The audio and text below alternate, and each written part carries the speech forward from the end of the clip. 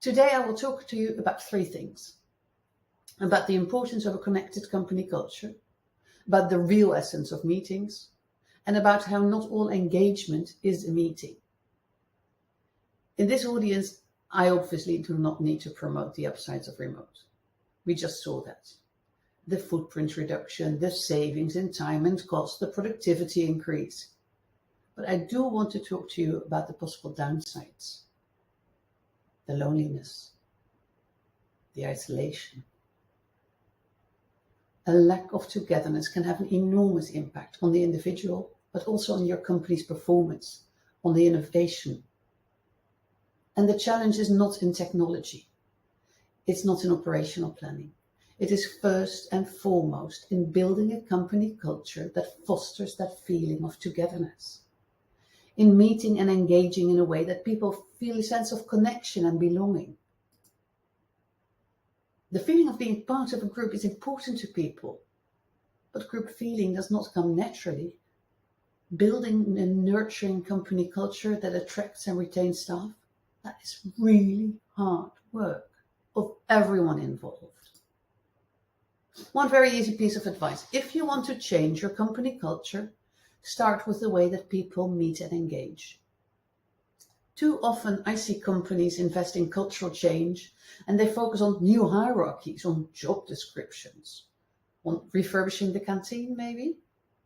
But the way that people gather, how meetings are held, they remain intact. And that is so odd, especially since the conditions for successful change correspond so closely with the essence of real contact. It is about allowing people to show up and bring their best to the table, to set the conditions for all to be involved, to make sure that people can listen and be heard, to motivate, to participate, to harvest the benefits of collective wisdom and collaboration. The discussion online versus on-site often ends in the conclusion that online prevents real interpersonal connection. That is not correct. Genuine contact is also possible in virtual get-togethers, but even more than with regular on-site meetings, preparation is crucial. What's the purpose of the meeting? Who is supposed to attend? What should be the output? And what involvement am I looking for? If it's social, that still goes. It still needs attention. It needs intent. It works better with intent. But let's talk business for now. Please pay attention to this because it's very important. Meetings are never a goal in itself. Meetings are moments of engagement. And not all engagement requires a meeting.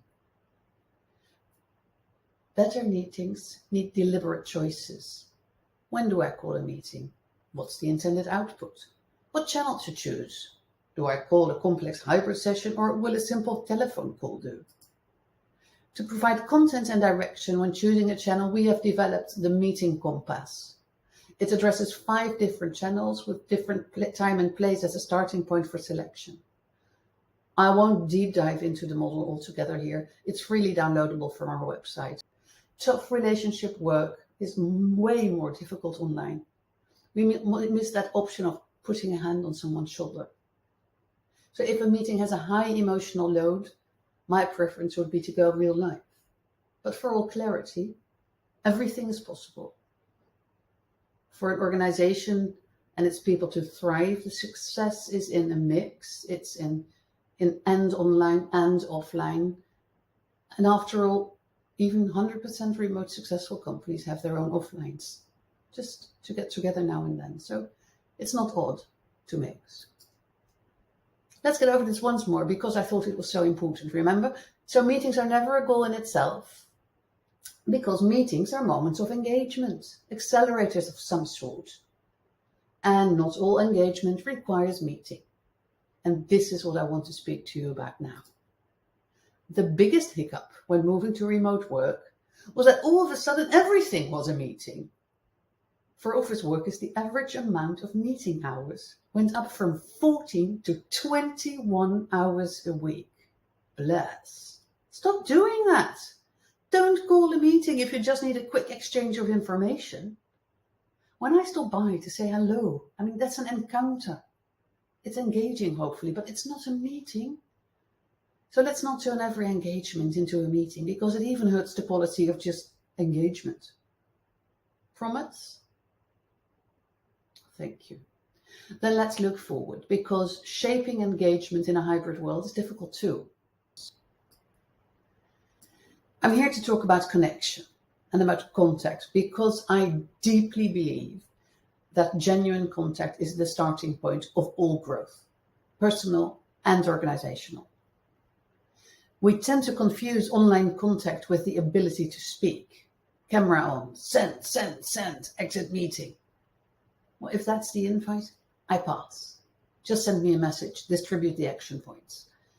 Real contact is about the ability to show up in full presence, to listen, to be listened to genuinely connect and interact, to engage. And that requires significantly more effort than just opening up a Zoom or a Teams call and firing the agenda away.